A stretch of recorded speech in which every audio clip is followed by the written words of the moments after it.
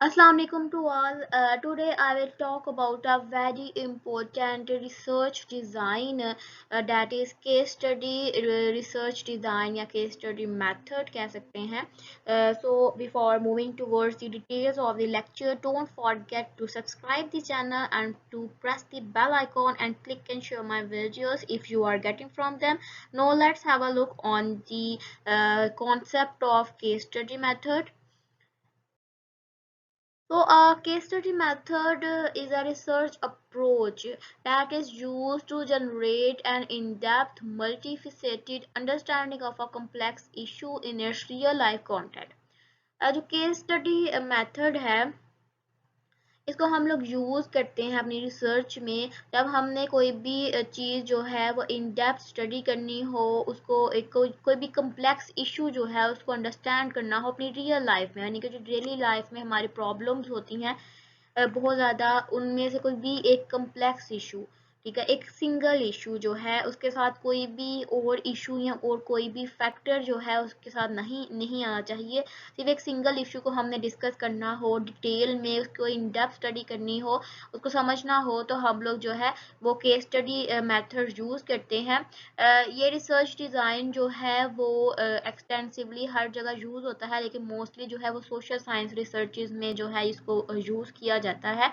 तो case study design है तो ये बेसिकली क्वालिटेटिव रिसर्च का डिज़ाइन, लेकिन मोस्टली ये इम्प्लीमेंट किया जाता है क्वांटिटेटिव रिसर्च में. अब क्वालिटेटिव रिसर्च में केस स्टडी जो है किसी भी चीज़ के बारे में केस स्टडी, कोई भी एक टॉपिक ले लिया, उसके बारे में इन डेप्थ इन्वेस्टिगेशन की और उसके बारे में लिख दिया कि ये हुआ. लेकिन इसको हम लोग क्वांटिटेटिव रिसर्च में बहुत ज़्यादा यूज़ करते हैं. हम अगर आपने बहुत से आर्टिकल्स देखे होंगे तो होगा कि a case study in Pakistan, ठीक है, या एक केस स्टडी इन सियालकोट. कोई भी एक कंट्री में कोई भी सिर्फ एक टॉपिक था जिसके बारे, ऐसा कोई टॉपिक जिसके बारे में आप ओवरऑल जो है वो वर्ड से भी डाटा ले सकते थे या ओवरऑल सिटी से भी डाटा ले सकते थे. अगर हम लोग ब्रांड्स की बात करें, पाकिस्तान के ब्रांड्स की बात करें, तो हम लोग जो है वो उसके बारे में जो डाटा है वो ओवरऑल पाकिस्तान से ले सकते थे, अवेलेबल था हमारे पास.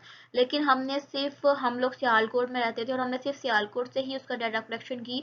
तो हमने भी जब अपना आर्टिकल लिखा या हमने जब अपनी रिसर्च को कंप्लीट किया तो हमने लिख दिया कि यह केस स्टडी इन सियालकोट, ठीक है, अपना टॉपिक लिख के लिख दिया. तो केस स्टडी जो थी वो सियालकोट से की गई, क्योंकि एक इशू था जिसको हमने सिर्फ एक एक ही एरिए से उसको डिस्कस करके उसके बारे में हमने अपना ओवरऑल पॉइंट ऑफ व्यू दिया है.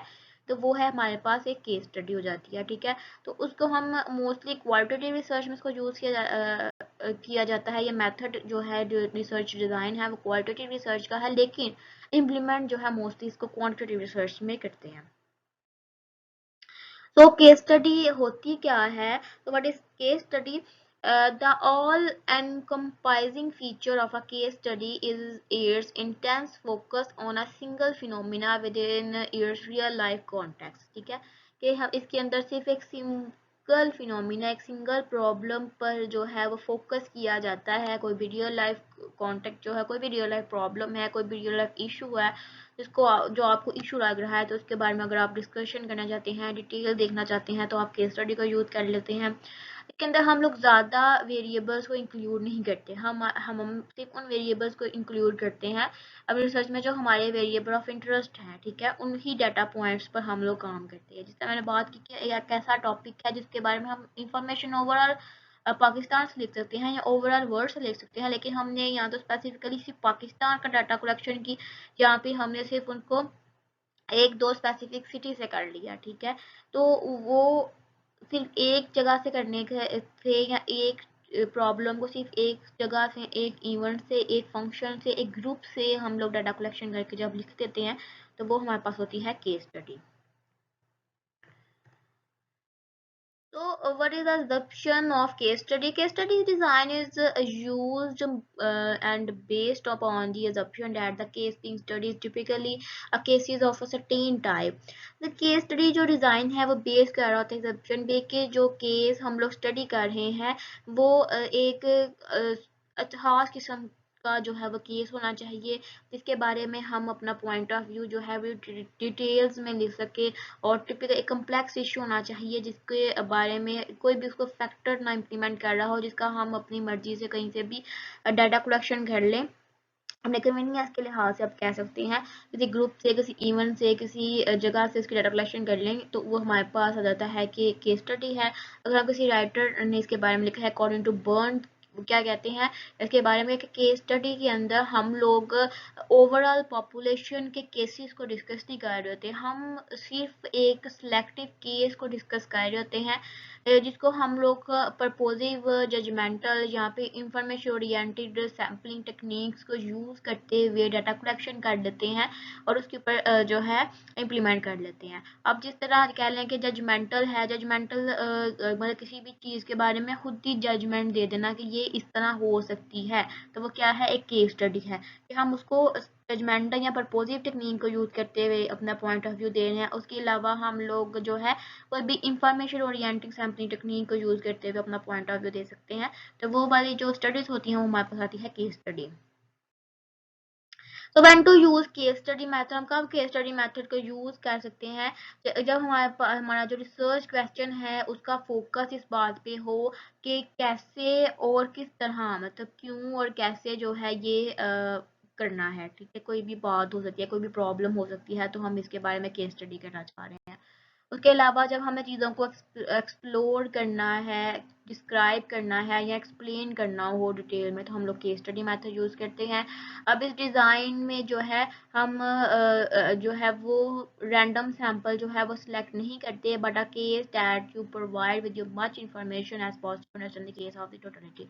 बाकी हम उस एरिए को जो है सिलेक्ट करते हैं एज अ सैंपल, जो आपको इसके बारे में इंफॉर्मेशन जो है ज़्यादा अच्छी तरीके से देगा, ज़्यादा अच्छी पॉइंट ऑफ व्यू जो है उसके बारे में देगा। तो आप उस जगह से जो है, बेशक वो 4 बंदों का ग्रुप ही क्यों नहीं है, अब वहाँ से ही ओवर डाटा कलेक्शन करके तो अपना जो है केस स्टडी के बारे में लिख सकते हैं, उसके ऊपर अपनी रिसर्च कंप्लीट कर सकते हैं। इसके लिए हमें ओवरऑल टोटलिटी पॉपुलेशन को या रैंडम सैम्पलिंग करने की जरूरत नहीं पड़ती, सिर्फ अपना जो हमारा टॉपिक है वो कहाँ से इंफॉर्मेशन दे सकता है, बेशक वो थोड़ी से सैंपल है, वहाँ से स्टडी करके हम केस स्टडी को कंप्लीट कर सकते हैं। अगर हम एक एग्जांपल देखें तो अगर हमारे पास एक रिसर्च क्वेश्चन है कि how are viral marketing strategies changing the relationship between companies and consumers, कि जो वायरल मार्केटिंग स्ट्रेटजीज हैं वो किस तरीके से कंपनीज और कंज्यूमर्स की जो है रिलेशनशिप को चेंज कर देता है। तो अब आप देखें तो मार्केटिंग स्ट्रेटजीज के अंदर कुछ इस तरह के मार्केट की में आ रही हैं चीज़ें जो बहुत ज़्यादा फेमस हैं, बहुत ज़्यादा यूज़ होती हैं, हर जगह उसका चर्चा है। अगर आप आईफोन की बात करें तो आईफोन अगर हम देखें, आईफोन एक्स है जो चल रहा था रिसेंटली, अब तो iPhone iPhone I think 13 pro max आ गया। तो वो अगर हम इसके बारे में अपनी रिसर्च क्वेश्चन है तो हम इस ओवरऑल मार्केटिंग स्ट्रेटजीज को तो नहीं सर्च आउट कर सकते, लेकिन हम सिर्फ आईफोन यूज़र्स को या आईफोन की मार्केट को जो है वो सर्च कर सकते हैं, और इसकी वैल्यू भी ज़्यादा है आईफोन की। तो हम केस स्टडी करेंगे आईफोन एक्स मार्केटिंग के कंपेन पे कि भाई वो किस तरीके से अपने आईफोन की मार्केटिंग करती है और किस तरीके से जो कंज्यूमर का कंपनी के साथ रिलेशनशिप जो है वो चेंज हो जाता है। ठीक है, वो किस तरीके से एडवर्टाइजमेंट करती है आईफोन की। ठीक है, तो ये हम केस स्टडी कर सकते हैं कि हम ओवरऑल कंपनीज को और ओवरऑल मोबाइल्स को नहीं देखते, बल्कि एक स्पेसिफिक मोबाइल ऑफ इंटरेस्ट जो है उसको सेलेक्ट कर लेते हैं और उस पर केस स्टडी कर लेते हैं। How can teachers implement active learning strategies in mixed level classroom, किस तरीके से टीचर जो है वो एक्टिव लर्निंग स्ट्रेटजीज को इम्प्लीमेंट करते हैं मिक्स्ड लेवल क्लासरूम्स में। ठीक है, तो अब हम ओवरऑल नहीं इसको स्टडी कर सकते, ज़्यादा सैंपल अगर लेते हैं तो एक जगह एक स्कूल में इतने हज़ार बच्चे होते हैं तो हम नहीं इसको अच्छी तरीके से स्टडी कर सकते। तो हम क्या कर सकते हैं कि हम इसके ऊपर केस स्टडी कर सकते हैं of a local school that promotes active learning, जो कि ऐसे लोकल स्कूल हम लोग देख सकते हैं जो कि एक्टिव लर्निंग को प्रमोट कर रहे हैं। अब ओवरऑल अगर हम देखें तो बहुत से अच्छे स्कूल होते हैं या फिर जो ब्रिटिश काउंसिल से लिंक होती हैं वो इन चीज़ों पे बहुत ज़्यादा ध्यान दे रहे होते हैं कि एक्टिव लर्निंग स्ट्रेटजीज वगैरह या जो बड़े स्कूल्स होते हैं, लेकिन जो लोकल स्कूल्स होते हैं वहाँ पे चीज़ नहीं प्रमोट होती, तो हम लोग वहाँ पे देख सकते हैं, केस स्टडी कर सकते हैं कि क्या वहाँ पर भी ये चीज़ इम्प्लीमेंट हो रही है कि नहीं हो रही। ठीक है, तो वहाँ से डाटा कलेक्शन कर सकते हैं। अब हम लोग ये जो है केस स्टडी की डाटा कलेक्शन जो है वो किस तरीके से कर सकते हैं, हम इन डेप्थ इंटरव्यू से कर सकते हैं। हम लोग जो सेकेंडरी जो ऑलरेडी हमारे पास रिकॉर्ड्स पड़े होते हैं वहाँ से जो है अपनी इंफॉर्मेशन कलेक्ट कर सकते हैं। अगर आपको सेकेंडरी रिकॉर्ड्स के बारे में या सेकेंडरी जो है डाटा के बारे में नहीं पता, तो इसका लिंक जो है मैं डिस्क्रिप्शन में दे दूँगी, आप वहाँ से जाकर इस वीडियो को देख सकते हैं कि सेकेंडरी डाटा या सेकेंडरी रिकॉर्ड्स क्या है, वो क्या होते हैं, हम कहाँ से इनका इंफॉर्मेशन जो है ले सकते हैं। उसके अलावा हम लोग गैदरिंग डाटा थ्रू ऑब्जर्वेशंस के थ्रू हम लोग डाटा कलेक्ट कर सकते हैं।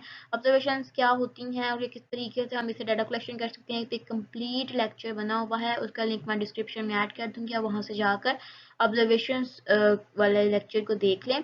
तो व्हाट इज ग्रुप इंटरव्यूज कर सकते हैं, क्वेश्चनियर्स कर सकते से ले सकते हैं।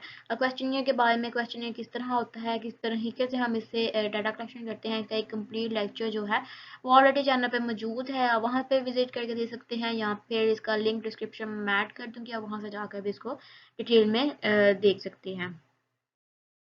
So thank you for watching my video, hope so कि आपको केस स्टडी मेथड समझ में आ गया होगा। मैंने बाकी रिसर्च डिज़ाइन जो है वो डिस्क्राइब कर दिए थे, लेकिन मुझे लग रहा था कि ये बहुत इंपॉर्टेंट चीज़ है जो आजकल हर जगह पर यूज़ हो रहा होता है, केस स्टडी, तो हम इसको भी डिस्कस कर लेते हैं। तो इसको मैंने डिस्कस कर लिया।